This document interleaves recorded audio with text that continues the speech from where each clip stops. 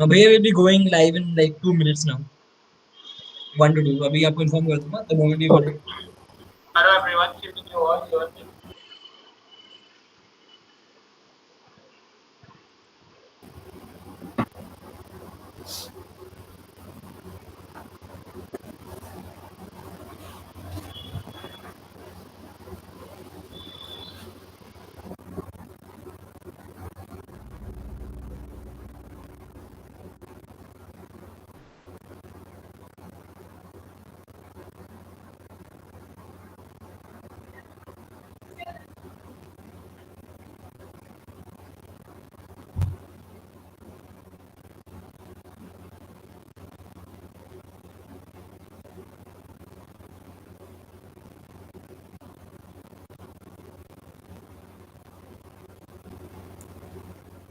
So we are live now.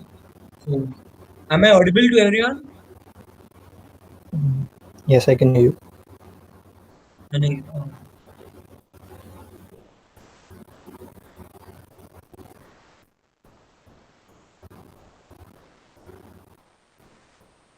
Yeah, so let's just wait for 2 minutes.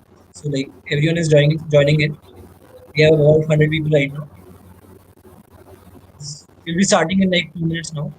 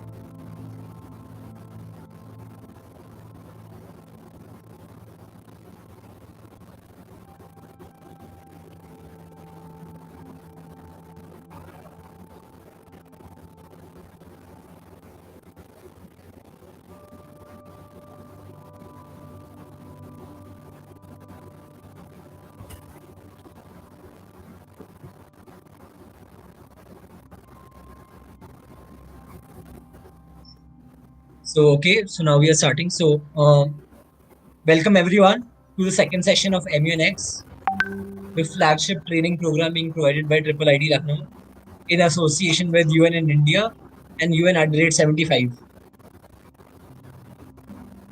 So regarding the last session, we received a really thunderous response, and I would like to thank you all for that. And many of you were having doubts. I request you all to, cooperate with us. Many of your doubts which you asked are some things which will be, automatically addressed by the time you reach the third or the fourth or the fifth session. I request you all to be just a bit patient. We have structured the series in such a form that, whatever happens, one thing is sure that all your doubts will be addressed and you will be able to learn model UNs and the essence of it very properly. Also, there is a good news for you. On the 13th of September, Rajiv Chandran, the director of UN in India, will be addressing you all.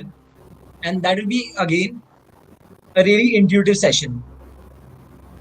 So, now, today is the session 2. In this session, we'll be primarily addressing the use of rules of procedures as, again, MENs provide to be a very structured form of debate. So I would like to welcome Mr. Pratham Sharma. Pratham Sharma is a student of BA LLB from the Vivekanand Institute of Professional Studies. He has been doing MUNs back in school during ninth standard. According to him, the experience has been amazing and he has got to learn a lot through these 8 years. And so, Pratham, Bhaiya, over to you now. Thank you. Yes, so thank you, Vinamr. So, firstly, good evening to everyone. My name is Pratham, as Vinamr introduced me. So, as he told you guys that we are going to talk about the rules of procedure and how to navigate through those procedures today.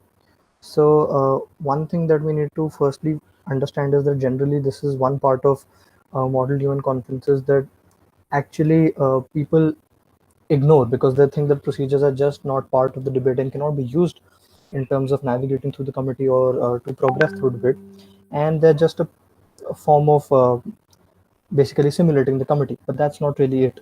It's much more than that. So firstly, we'll start with a very brief sort of discussion over the procedures. I'll briefly go over the procedures so that you understand when I talk about how are we going to navigate them and how are we going to use them to our own advantage. So firstly, when an MUN starts, the MUN is about discussing the agenda that has been set and discussing it in a manner that we effectively get a solution to that.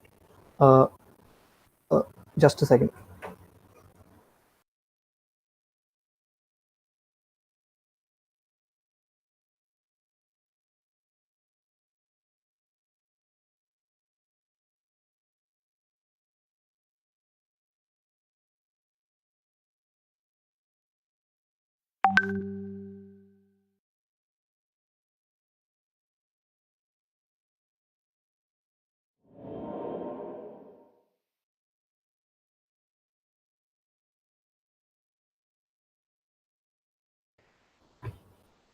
Yes, I'm sorry. Yeah, so I was talking about the procedures. So firstly, an immune is an activity that basically talks about discussion and then an eventual result of that discussion. So our ultimate aim is to actually get to a point where we have come up with some sort of solution to the discussion, and we generally call it a document, an end document, whether that's a resolution, whether that's some sort of other documents that you may have read or you may read in future, or you may be uh, told about in further sessions. So the discussion's end objective is making a document. So in this case, when we start with the MUN, there's this thing that happens at the beginning. It's called roll call. It's similar to an attendance in a classroom. The significance of the roll call is, again, since we're talking about navigating through the committee using these procedures, roll call is very important. You have two options when you go and give a roll call. One can be present and the other can be present and voting. So the impact of that will be on the documentation or the final end result that comes out of the discussion. So when that end result is actually prepared, the committee is expected to decide whether they want to accept that end result or that document that they framed or not. And a voting takes place on them. So when you are voting on that, there is a special significance of this roll call. So when you give your roll call as present, you have three options while you're voting. One is to vote in favor, one is to vote against, and the third option is to abstain, not vote at all. While if you give your roll call as a present and voting, in that scenario, you won't have the opportunity to abstain from voting, and you'll have to either vote in favor or vote against. You won't have the third option of not voting, which is an option that may be really fruitful at some points of time, depending on your portfolio and the agenda. So that's a very significant part of the roll call in terms of contribution to your committee. So you can't ignore that completely, and you can't just give anything. You have to really think about it also, that what roll call should you actually give, as what portfolio you're representing and what impact it may have on the agenda. Moving ahead, now there are two forms of debate. As Vinamra highlighted, it's a structured form of debate. MUNs are very structured. So we have two sorts of debate when we do MUNs. The two sorts of debate include formal and informal debate. So when we're talking about formal debate, which is one part of the debate, we have some different forms of discussion under it. I'll just come to that briefly at a later stage. Then we are talking about the other sort of part of time. It's the informal debate. That is the other part of structured debate, and we have certain types of discussion under informal debate as well. So to navigate and to move from one form of debate to another, to move from formal to informal, and to whenever you want to change the form of discussion, motions are required. We use the word motions for them because motion means movement, and we are moving from one form of debate to another. So that's what exactly a motion is. So motions basically are very simple. Any delegate, if I am representing for say India, then I will say the delegate of India would like to raise a motion, and whatever my motion is subsequently. So that is how a motion is written, and then there's a voting on the motion. But remember that when you're talking about voting on the motion, the roll call that you give out has no significance in case of voting on motions, because when you vote on a motion, that is a procedural vote. We call it a procedural vote because you're just deciding how you're going to proceed in the discussion through that vote. But when we talk about the document and the voting on that, uh, in that context, we call it a substantive vote because you're deciding whether a document should be accepted or not. So that's the difference. So your roll call would not have a significance here. On motions, everyone will have to vote regardless of whatever their roll call is, but the document uh, has specific significance attached to it, whether you can vote on it or whether you want to vote on it or not, and you have that extra privilege of not voting, as I told you, when you give a roll call as present. So moving ahead, when we talk about formal debate specifically, formal debate specifically has two forms of debate. Both are called lists, lists lists, general speakers list and provisional speakers list. Now, general speakers list is generally the first motion that is raised in every committee, and we establish a general speakers list. As the name suggests, it's general. There is no specific topic assigned to the list, and there is no specific topic that the delegates are required to speak on when the general speakers list is in motion. Yeah, then the general speakers list is actually being uh, taken speakers on. So there's no specific topic attached to the list, and there is no specific topic that the delegates have to stick to. That is why it's called a general speakers list. But it is not something that ends. So the general speakers list continues throughout the committee. If the general speakers list ends, then the committee ends by default. So this is something that the executive board will be very cautious about, that at all points of time they'll make sure that they keep updating the number of speakers on the general speakers list in order to ensure that it is not exhausted at any point of time and the discussion does not end. So that is what a general speakers list is. In case of a provisional speakers list, the difference between both the lists is that, as the name suggests, it's a provisional list. The general speakers list is a permanent list, it does not exhaust. Provisional speakers list is a temporary list, it's a provisional list, and it does exhaust. So when you're establishing a provisional speakers list, you also assign a topic to it. So you have a specific topic for those speakers who are going to speak on the provisional speakers list, and a set total time for the list as well, that this is the particular time limit that the list will exist for, and then it will cease to exist. That is what a provisional speakers list. That's the basic difference between the provisional speakers list and the general speakers list. Now we call it formal debate. We call it formal debate because there is a provision for yields, yields, yields, which means to give. So this is something that is available in the formal debate. Pratham, people Yes. are asking you to be a bit louder and a bit Okay. slower. Okay. I'll be a bit slower and I'll be a bit louder. So just to briefly tell you what I just discussed, in just in case that you want to be thorough about it. The just a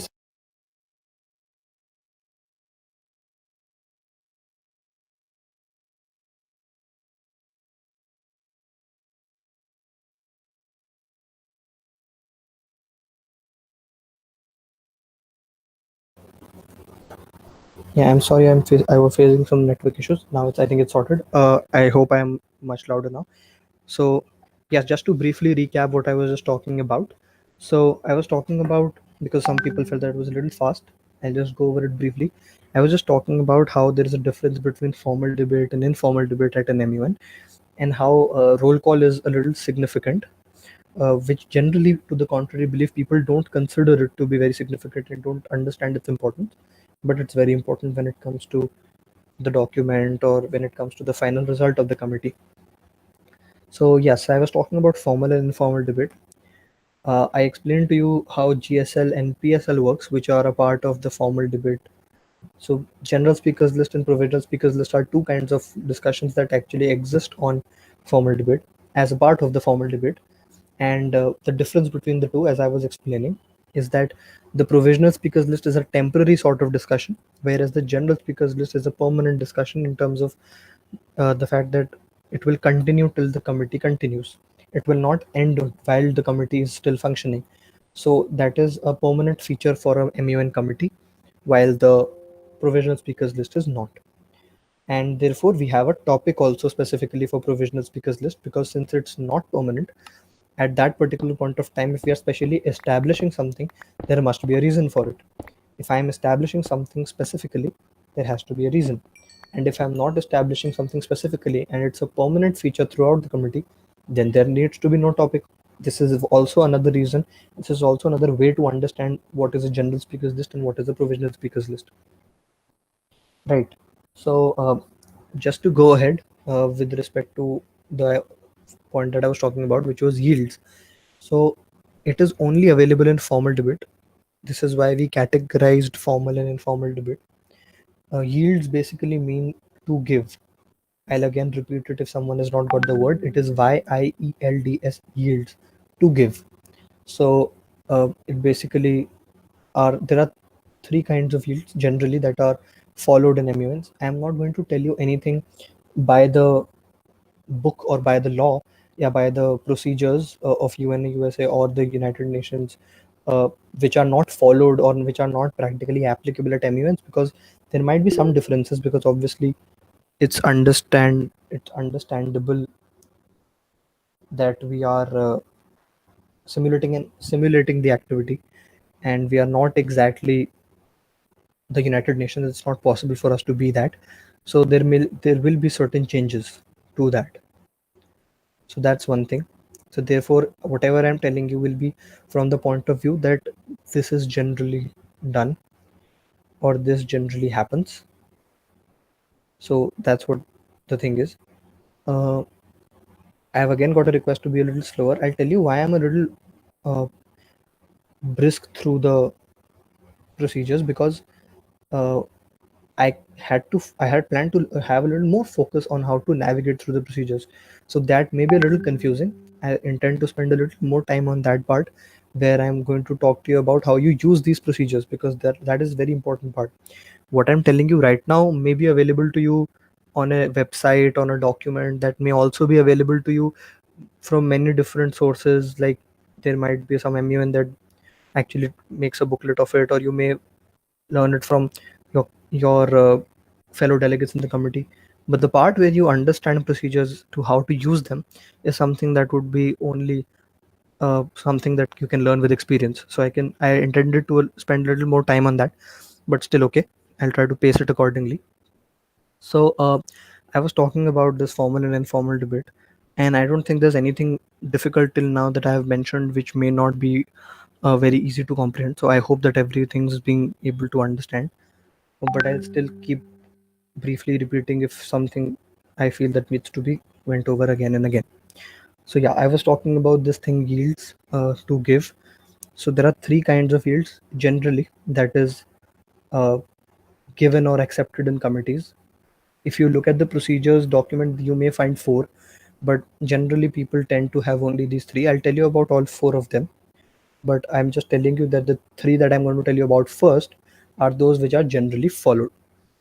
So and why are these in the first place existent? Why do they exist? So yields basically exist because, for example, if I am a delegate of XYZ country, assume it to be India. So if I am a delegate of India and I have to give a general speakers list speech or a provisional speakers list speech for say 60 seconds, and I was only able to speak for 40, and I was able to complete my speech in 40, complete my points in 40 seconds. So I have left with 20 seconds.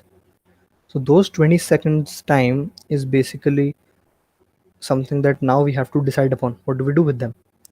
So this is where yields come into play. So when we talk about yields, it is essential and it is useful in determining what to do with the time left from a speaker's allotted time, only in case of formal debate, not informal debate, only in formal debate. Remember and note that I'm only talking about formal debate as of now. So now there are three kinds of them. The first one and the most common one is the yield to points of information. Now, what is points of information? Points of information are basically questions. Just understand this for now, and I'll come to points at a later stage also, because specifically there's a separate part where we talk about points. So for now, just understand that points of information are questions. The second kind of yield is yield to the executive board. Now, what happens in an executive board yield is that we give back the time to the executive board. So, for instance, if I am your executive board and you're a delegate and you are speaking for 60 seconds, and then now you have to decide what you do with the remaining 20 seconds, and you yield the time back to me. So, I will just move on with the committee and I will not do anything. I'll just go on to the next speaker. So, you have given that time back to the executive board and to the committee. In the earlier case, where we talked about yield to points of information, which I said are only questions, understand them as questions, you have basically devoted those 20 left seconds that you have to questions from the committee, not from me, from the committee. So, for example, if I am delegate of India, I left 20 seconds and I said I yield 2 points of information, then the executive board will ask the committee if there are any questions for me, any points of information for me, and whoever raises the placard and whoever is recognized will be asked to raise the question to me. Then they will raise the question to me and I'll answer the question. So that is what happens with those 20 seconds if I yield 2 points of information. But if I yield to executive board, that time is like given to me and I receive it regardless of whoever wanted to have a question or not. So the executive board will receive that time and we'll move ahead with the committee. The third kind of yield is a yield to another delegate. Apart from the first two, there is a third one, which is the common one. These three are the common one. The third common one is to another delegate. Now, for example, I am the delegate of India and Vinamr is the delegate of China. I spoke for 60 seconds. Now I have 20 seconds left. So the executive board asks me how am I going to yield my time? Only in formal debate. Again, I'm mentioning it, please remember. So how am I going to use my 20 seconds? The executive board has asked me. So now I have the option to decide out of these three primarily. This is what generally happens, that these three are accepted commonly. So if I choose this one, yield to another delegate. So what I have to do is I have to point out which delegate. So for example, if I point out China, Vinamr, I say I will like to yield my time to delegate of China. So the executive board will ask China if they want to accept that yield of 20 seconds and then utilize those 20 seconds to speak whatever they want to. Obviously, they'll speak something in relation to the topic because that's how the discussion works, but they will have that opportunity to speak at that point of time, regardless of whether they were recognized or not, because I gave that yield to them. So I can give this yield to anyone in the committee, like any one of the delegates, as per my own wish. So that will be up to me. These are the three major kinds of yields that are accepted at MUNs. The fourth kind, which is uncommon, uh, which is not generally, you not see them a lot, to be honest. If you do MUNs, you'll not see them across India. You'll not see them a lot. And that yield is yield to comments. Very similar to a point of information. The difference between a point of information and the comment is the same as a difference between a question and a comment. A comment does not end with a question mark, and you are not required to respond to that. In case of questions, you get an opportunity to answer because that's a question. So that's the basic difference between both of them. So the formal debate allows for these four yields.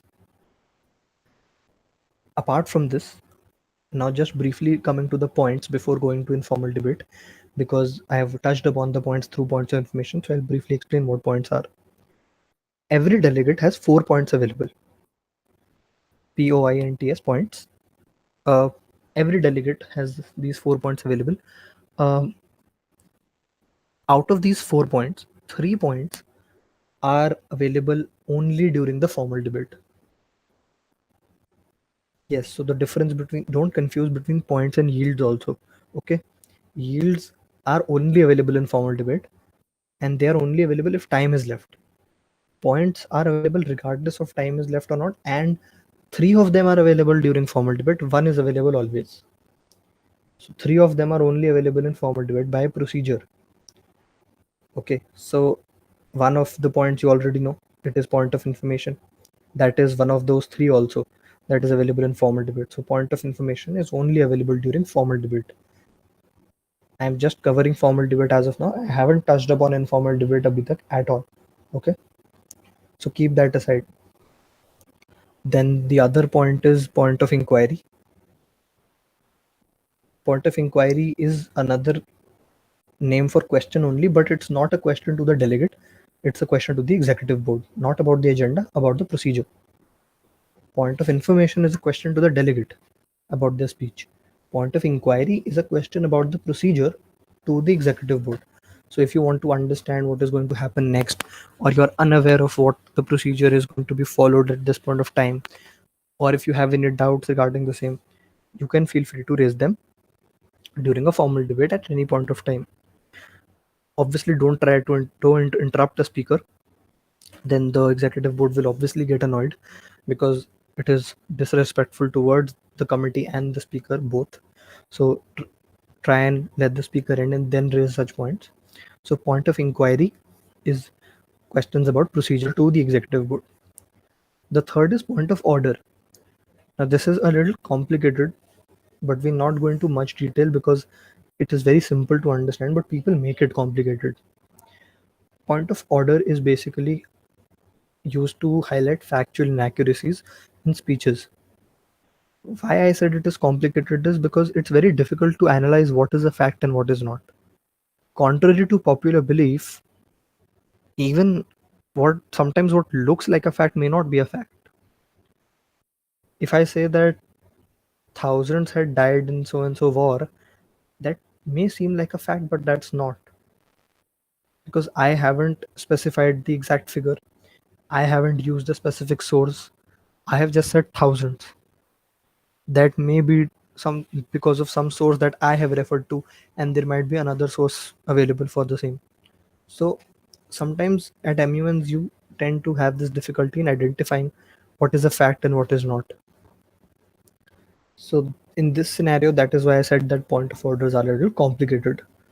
But why they are simple is because there is a specific way to raise them, and there's a specific way to understand when to raise them and when to not.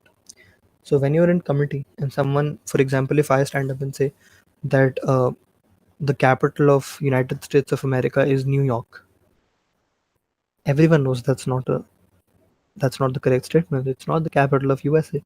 It's Washington D.C. So you can't simply shout from your seat that okay, the statement is wrong. You have to raise a point of order. You have to say point of order. In a virtual MN, you can't raise your placard, so you have to use your raise hand feature on whatever platform you're having the conference, and you have to say that I have a point of order, and then you have to quote me first. So you'll say, I would like to quote Pratham, or whatever delegate I am. Abhi I am Pratham, so I am saying Pratham.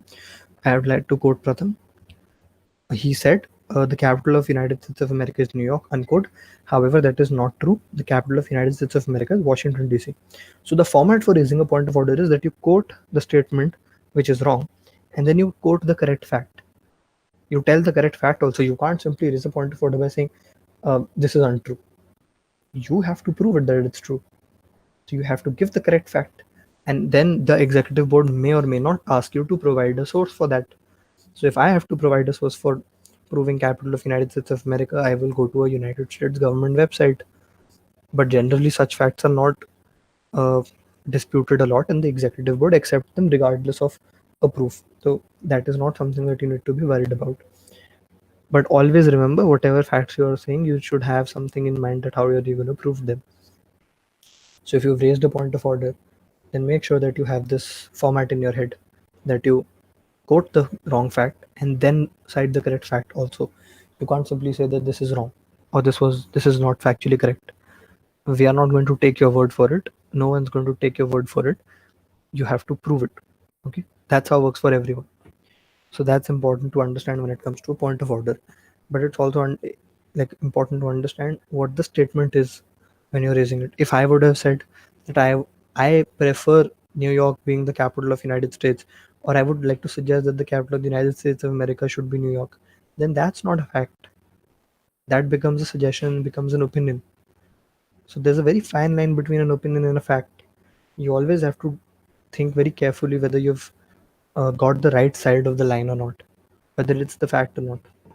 And sometimes you'll find things that may seem like facts to everyone, but they still are not in the opinion of the executive board. So try and understand them. But anyways, these are not something that are very important, in the sense that they just help in preventing the committee from being misguided. I mean, if I am talking about an agenda like a refugee crisis or something else, or terrorism for that matter, and if I start to define terrorism, which may not be defined in a particular situation, then the committee should not be misguided by such a quotation of a wrong fact. That is why the point of order provision has been made, but it's not used that way. So, regardless of that, you need to be careful about how you understand the statement and then use it. The last point available is point of personal privilege. As the name suggests, it's a personal privilege. Everyone has this, and this is available at all points of time. So this is not like the other three. This is available at all point of time, and this is basically used to communicate any personal problems that you have. So for example, like you guys have be pointed out to the number that you are facing the problem that I am not loud enough and that I am a little fast. So whenever you are facing this problem in a committee also, that you're not able to hear someone else, or you're not able to comprehend because they're going too fast, you raise a point of personal privilege. That's how you do it in an MUN. So that's how you use the point. Pratham, Yes. there is a request that if you can be again a bit louder. Okay. Also, if possible, like on a separate device or on this only, if you can, open the YouTube video so that you can read the live chat. So it Okay. will be easy for you even to Okay. I'll just do it on my phone simultaneously. Right. So I was just talking about that. Yes, point of personal privilege. So we use point of personal privilege for such requests, like if you can't hear someone, or if you are unable to comprehend someone because they're going too fast, like you pointed out. So these things are generally used for these these are generally used for uh, by raising the point of personal privilege. So it's very important for you to understand how point of personal privilege should be used, because it is something that all of you have at all points of time, but that does not mean that you disrupt the speaker or misuse it, because it can annoy the executive board as well. So I won't advise you to do that. uh, with respect to the fact that why is this available at all points of time, as I just suggested to you, that it's a provision for exercising personal comfort and making sure that you are able to be comfortable in the meeting. So that's why it's available through all points of time. The others are specifically restricted to formal debate. Now, talking about the points, we have like talked in depth, but one important thing that generally people don't take note of or are not aware about is that points are also specific order in terms of how disruptive are they. So for example, if there are four delegates in the committee and all four of them have raised four different points, one has raised point of personal privilege, one has raised point of order, one has raised point of information, and one has raised point of inquiry. So when all four are there, what will the executive board do? Which one will they recognize first? So point of personal privilege is the most disruptive, because it's basically for personal discomfort, so it's most prioritized, so that's the most disruptive. If there is a point of personal privilege, it will be recognized first. Then a point of order is comes second. That is pointing out any factual inaccuracy is the second priority after personal privilege. The third is point of inquiry, any factual doubts with respect to the procedure. Uh, and then the fourth one is point of information, that is any questions that you have for the delegates. You anyways can't raise points of information unless and until the executive board asks you to.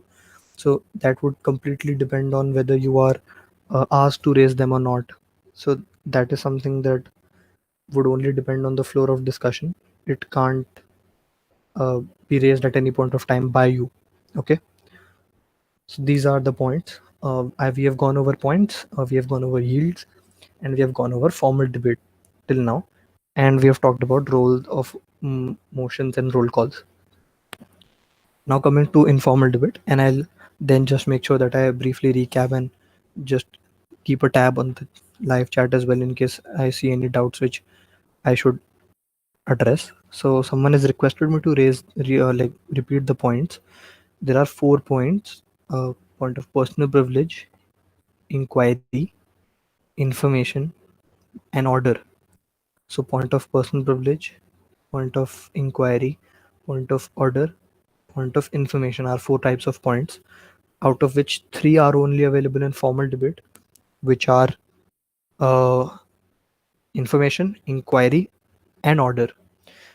One is available throughout the committee, that is point of personal privilege. Now skipping to the other side of discussion, that is informal debate.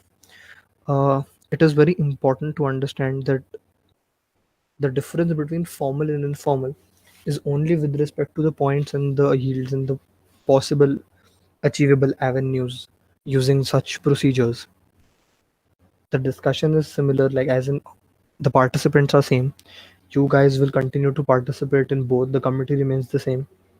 The executive board remains the same.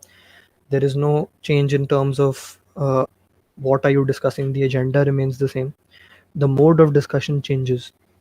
Why we call a moderated and an unmoderated caucus, which I'll come to, informal debaters, because they do not have the same sort of procedures and structures as a general speakers list and a provisional speakers list. So informal debate has 2 types of discussions, as I just mentioned. One is moderated caucus, moderated, moderated.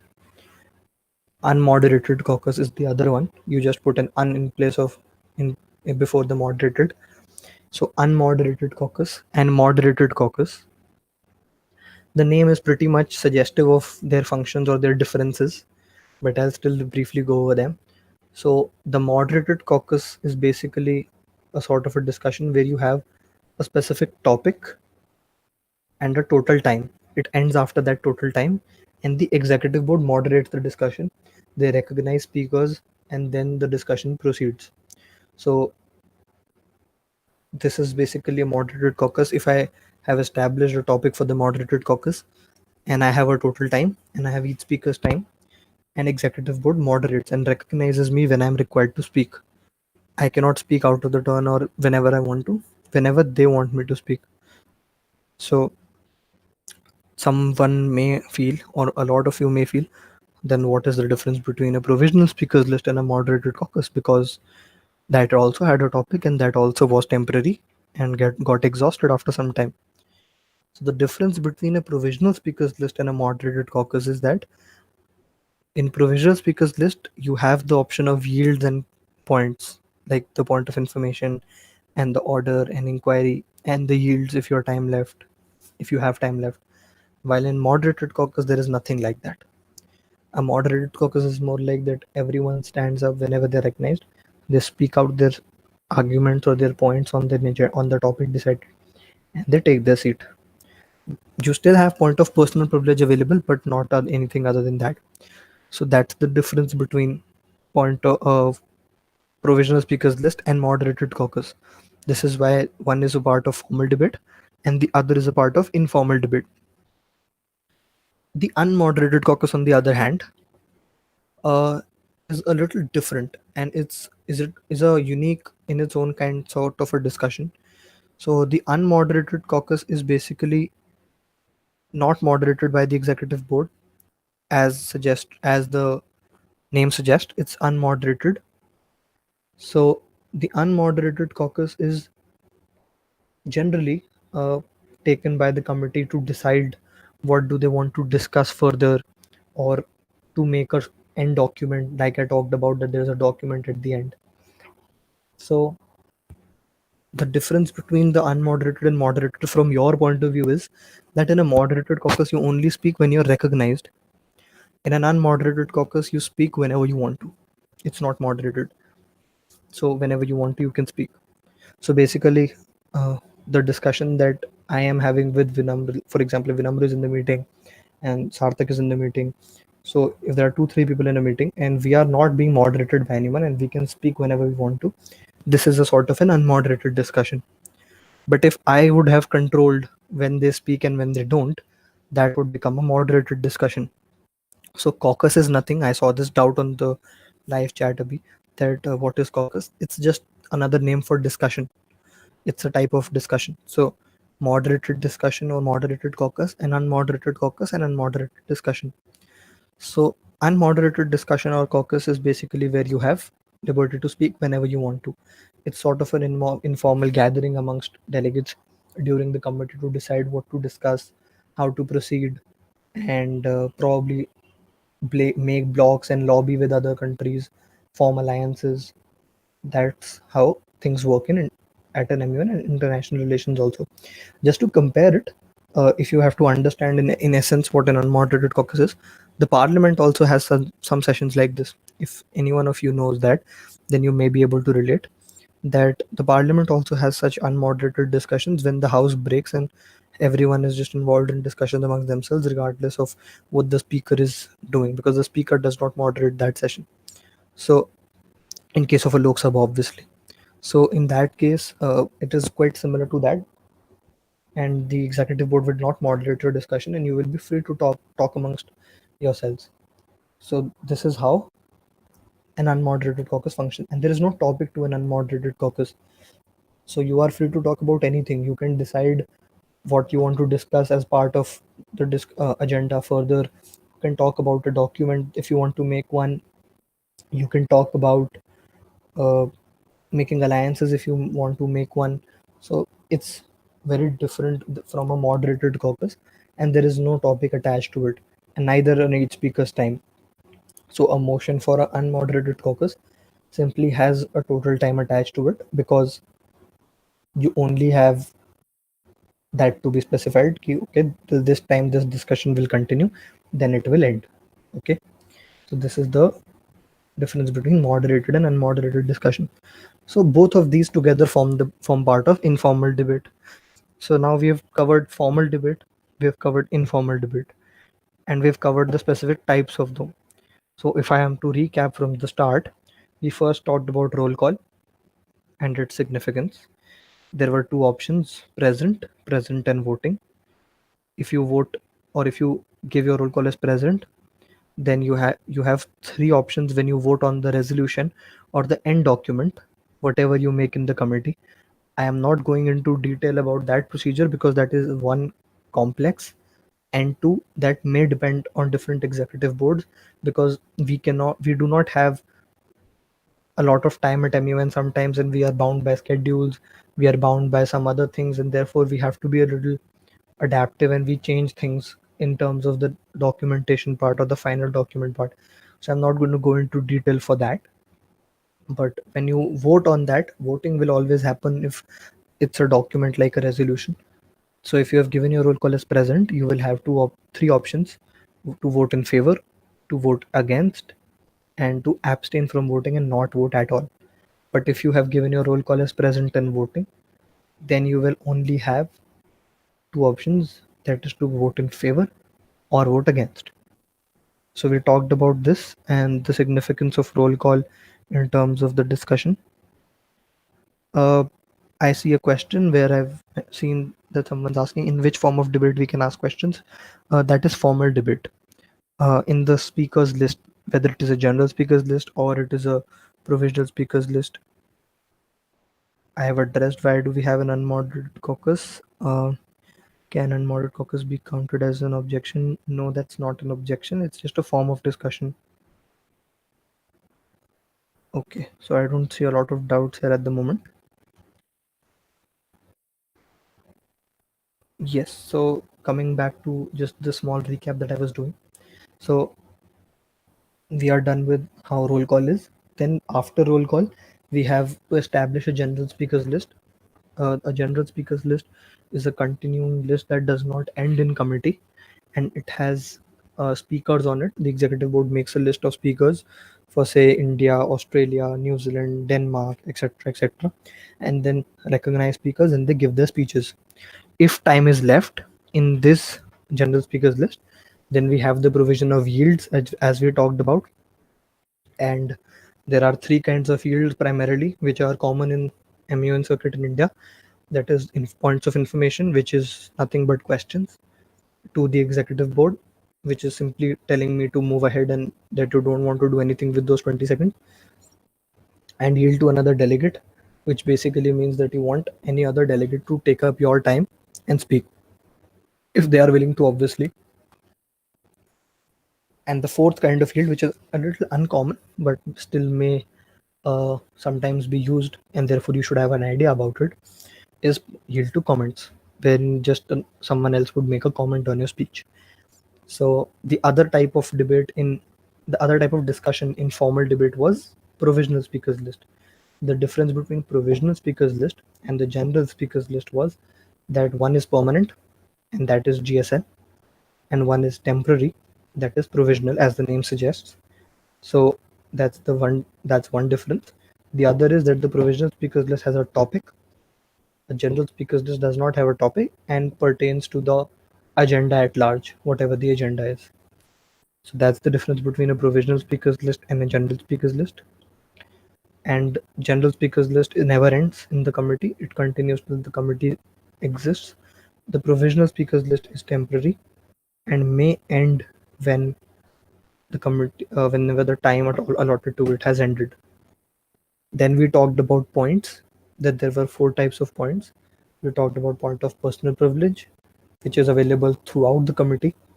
And if you have any discomfort, if you want to go to uh, when you're having an actual MUN where you are going to the committee and it's a physical event, because we are having virtual events these days, that's why I'm talking using the word physical event.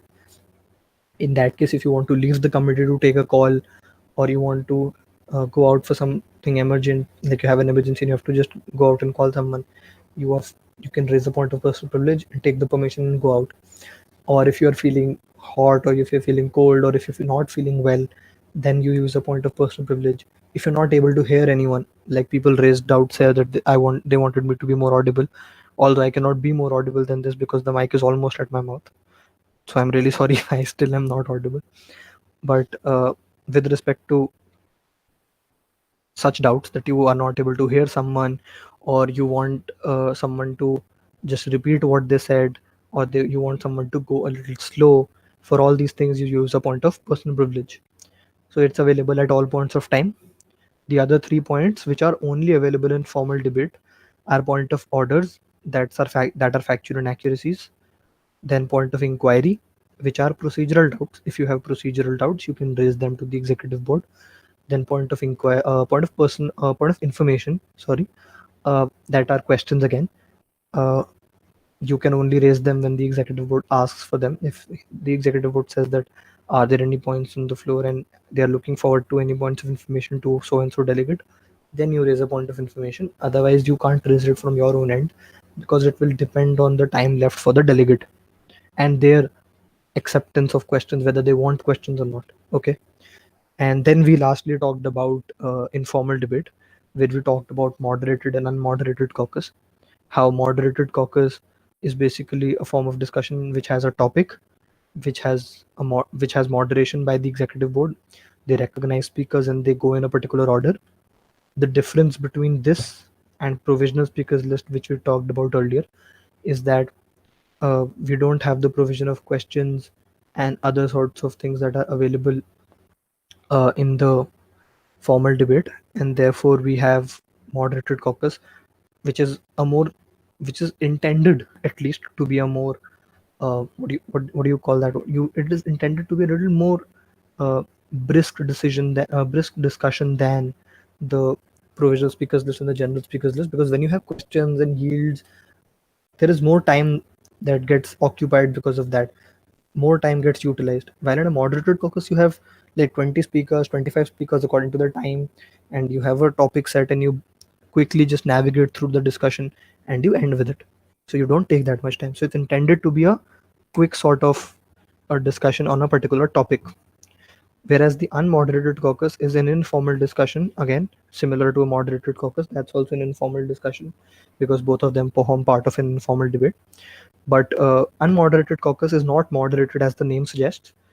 You are free to speak whenever you want to, and it is generally used to discuss what topics are to be discussed in a moderated caucus, or what direction is to be taken by the committee, what should be discussed next, whether it is through a moderated caucus or a provisional speakers list, and also discussions about uh, end document in terms of a resolution or something else, whatever the committee is going to prepare, and also block formations where you make alliances, because when you make a document, you also have to gather support for that document to pass. Like for example, if you're making a resolution, then you have to get it passed. As I told you, there's a voting. So you want to get that number of votes in favor of the resolution so that it gets passed. So you make blocks and you make alliances. So that is what an unmoderated caucus is for. And I just compared it with unmoderated discussions in the parliament as well, that there are some sort of discussions in the parliament too. That sort of a discussion also happens here. If you can just relate and if you know about it, so you'll understand what an unmoderated caucus is. So this was briefly everything about the procedure that you're supposed to know. I mean, apart from this, in terms of procedure, the only thing that I've left is the documentation part, which is when you are when the committee, which happens when the committee feels that they have had enough discussion on the agenda and now they want to make a document. So they simply go ahead and end the discussion or table the discussion and then move into the documentation process. I am not going into those details that how that happens, because of two reasons. One, that is very complicated and cannot be covered in a similar session, and it will be too much for you to process. I mean, I think already it will be a lot of it to process for you, and to like just think about it, that there's so much to understand, there's so much to keep in mind. So it's already too much. If I go over that as well, it'll become really, really difficult for you to remember, and therefore I'm not going to go into those details. But at the same time, I that is the another reason for not going into those details is that uh, every committee may have a different sort of a procedure for documents. So for example, a UN committee makes resolutions. So if you search on Google, you'll find different documents such as resolutions for a UN committee, whereas for a parliament committee, for example, like a Lok Sabha or a Rajya Sabha, you have bills and you have reports. So every committee has different kinds of discussions too. They're not the same. So therefore, the procedure cannot be always the same. Obviously, there is a standard procedure for UN committees, but I can't go into those details as I told you, because that will be too much for you to process. And secondly, that also may vary according to uh, committees, and that warrants a complete different session. And I'm pretty sure they have planned a session for that. So I'll just quickly now come to the navigation through the rules of procedures part. Uh, just a second. You also take a breather for like 10 seconds. Just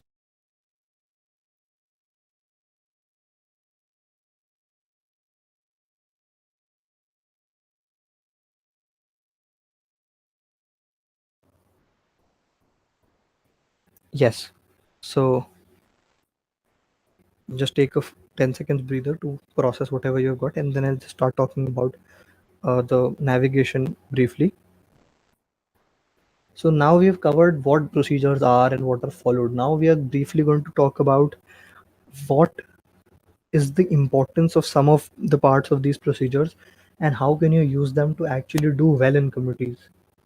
Because MUNs, to be very honest, at the end of the day, at least in the northern part of the country, because I have been across India and I've seen different kinds of MUNs in different parts of the country.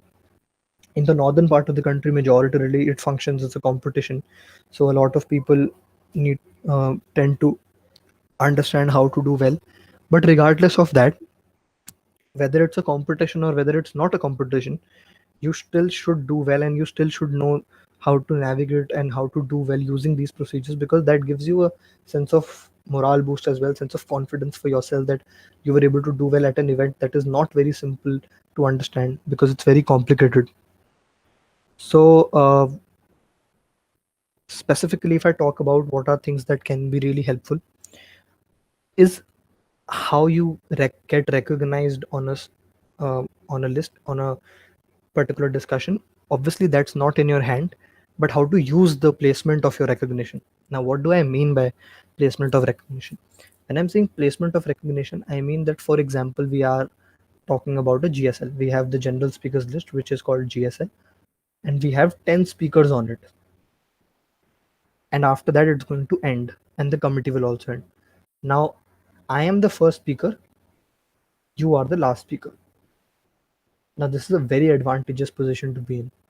Not because you are the first and the last, and the first one can speak anything and the last one can get time. No, there's another tangent to it. Now, this is something that people don't really pay attention to. When you're the first speaker, you have the opportunity to not even go into a lot of details and just guide the discussion. So I get these complaints whenever I do an MUN as an executive board member. Not exactly complaints. This is feedback that I get from students that they were not able to properly research, or their research gets exhausted.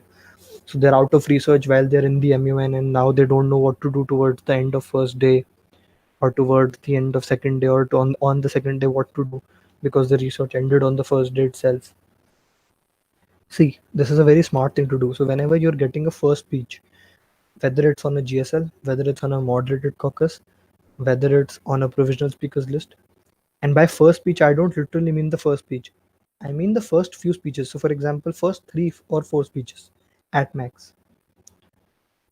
You always have the opportunity to guide the discussion and do nothing apart from that. So, if I am to talk about, for example, an agenda like COVID-19, okay, and I am representing some country, and my speech is third on the list. Now, regardless of what the delegates before me have spoken, I can choose to simply talk about how COVID-19 can be dealt with and what are the important things that we should focus upon as a committee, what we should do. So I could list out topics, different topics that we should talk about, how to increase the testing, we should increase the working on vaccination, we should improve the government management, we should improve the hospital setups. These are all topics that I'm saying to the committee that all these topics should be discussed. Now, obviously, that I am going to, when I mention so many topics and so many suggestions to the committee, some of them are going to be picked up by the committee. The moment they get picked up by the committee, the executive board gets this impression that I was able to guide the discussion because I was successful in guiding the committee. The committee took my idea and then went ahead with it.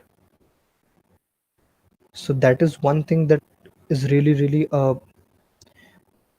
useful, but people ignore it. That when you're relatively new on the list, when you're first, second, or third speaker, the first few speakers, then you can guide the discussion regardless of what the discussion is going to happen and what the discussion was. So you don't need research for that. You simply need logic. And that will also count as research and get you points. So when I talk about COVID-19 and I give all these ideas and I explain their relevance, obviously I can't list them down. I can't just go ahead and say, sir, we should discuss these 7 topics, and I give a list of 7 topics. I obviously have to go into detail as to why those topics are important, as to why should this be discussed. So, for example, if I'm talking about COVID-19, so I would say that it is important to discuss about the testing, because once we increase the testing, it is only then possible to figure out how many people have been infected. Once we improve the process, the research on vaccination, it is only then that we will be able to prevent it to spread on a larger scale, because then people would be secure from the virus. We need to increase the hospital setups, because now we will get more increasing number of cases, and therefore the hospital setup should be really efficient in terms of managing patients, so that we are able to manage the large numbers. When I give out a topic in a logic, and these are fairly obvious things to understand, like if you simply think for 2 minutes with respect to the agenda, you will be able to understand all of these topics that these should be discussed. Now, when I just explain those topics and the reason for them, my speech looks a very good speech and a very good placed speech, because at the start of the discussion I have guided the discussion, and I have also went ahead and talked about the reasons for those topics. So that would make it uh, really helpful in terms of saving my research also, because I haven't gone into depth and I haven't gone into what research I have done on these specific topics. So therefore I would save research and still give a good speech. Similarly, someone doing this at the last, someone giving a speech towards the end of the discussion, can summarize the discussion and guide again for future discussions. So I could summarize what discussions took place in the moderated caucus and give my comments on them. And for that, I won't need any research. I just need to pay attention to what others are saying and then just apply my mind and think of something to comment on them. So that would help me to be participative and consistent at all points of time in the committee. Because at no point of time will I be really out of research, because I'll always have something to speak. So these are things that you need to really understand when it comes to procedures. Questions are very important form of discussion. So whenever you get a question in a formal debate, remember, never ask a question like, what has your country done? And I'm giving you this after doing more than 100 conferences, that this question is not helpful, and from a strategic point of view is also detrimental to your cause. Because when you're asking what has your country done, not you are all you test you are wasting your opportunity. But you're not just wasting your opportunity, you're also giving the other delegate an opportunity to say anything related to the agenda and give out their research in terms of what their country has done and what their country has been able to achieve in terms of their contribution to the agenda. So this question never helps. Or a question like, sir, can you please tell me what solutions can you propose? Similar questions should always be targeted in terms of trapping the other delegate representing another country. That is what exactly happens at international platform as well. That is how international relations work.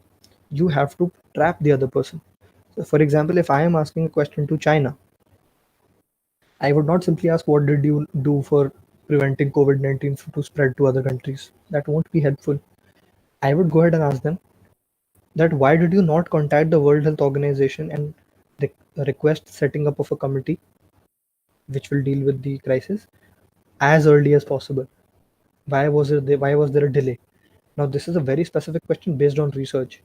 Based on the research that the setup of the committee was delayed, based on the fact that I analyzed that it could have been earlier, and also that I'm trapping China to understand that he or she can only answer it in this terms and cannot get away with the question at all. So they have to answer in relation to this, and if they don't have an answer, they are trapped. So I am able to do that. So it is something that depends on how the discussion is going on, and please make sure that you uh, raise questions accordingly, because they are a very important part of discussion whenever you get them, and they can really create an impression for you in the committee. So one, the placement of speeches, as I told you, if it's at the start and if it's at the end, then you can structure your speeches in a manner that you don't need to shell out your research and still give a very good speech, which will be looked at as if like you did a really good job by guiding the committee and doing well.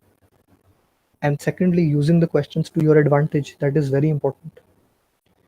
And sometimes people tend to do ignore this part, but try to listen to every statement very carefully, because you may find factual inaccuracies a lot of statements. And when you do, try to point them out, because that is also a sort of guidance of debate. Because you cannot let someone get away with the incorrect fact, because that will mis- mislead the committee. So make sure that you direct it accordingly. So it's very important for you to pay attention to what other delegates are speaking as well. So in terms of procedures, these are very important for you to do well. I mean, without research, just understanding how important your placement of your speech is crucial to your uh, cause in the committee, whether you take it as a competition or whether you don't take it as a competition, because then you'll be able to contribute accordingly, and you'll save a lot of resources for yourself. And if your speech is in the middle, because someone may be thinking that what happens about the middle, you have the liberty to talk about the one who just spoke. You have the ability to talk about whatever discussion is going on. You have the liberty to talk about the topic that has been decided. You have the liberty to talk about what should have been discussed in this discussion but hasn't been discussed till now, because you are right in the middle and you can go to the either sides. So I mean, without research, you can, with little of research, with few facts and few understanding of things, you can really construct a really good speech by just understanding how uh, these procedures work at MUNs, because the order will be the same that has been recognized. That can't change. And another smart thing to do is that, for example, if you're having a moderated caucus on uh, hospital setups of for during the time of COVID-19, and then the committee as a whole has already decided that the next moderated caucus is going to be on research for vaccination. So if you have a speech toward the end of the discussion, you can very easily just while concluding your speech, take out 20 seconds to guide the discussion further and say that you really think that the discussion should now move towards the research for vaccination because that may be important. That was already decided. You further mentioned it in your speech.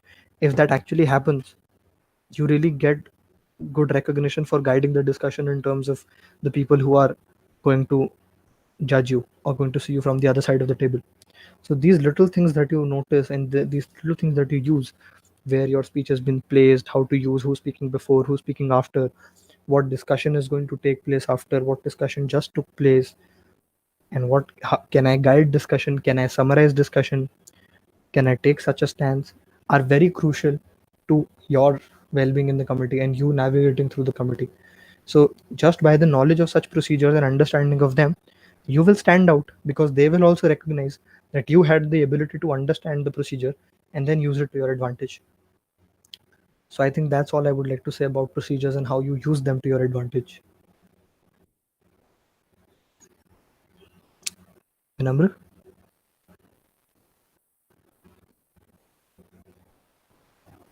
So hi, thank you, Bhaiya. That was an amazing session.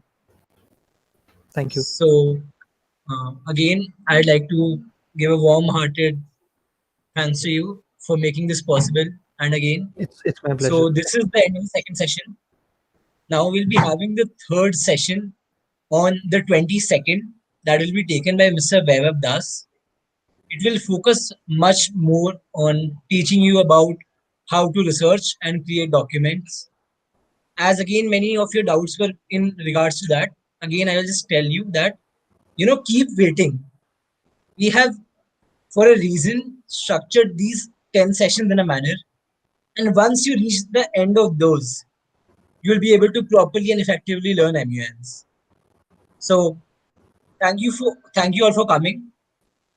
And I would again at the end like to thank IIIT Lucknow and United Nations India for making this possible. Thank you everyone. See you on 22nd. Bye bye. And also a request, if you have any feedback, do mail it to us or send it to us on our Facebook or our Instagram IDs. And do give us your feedback. We will try to make the sessions better every time. And yeah, thank you. And also all the doubts can be sent to us on our mail IDs and our account. Thank you.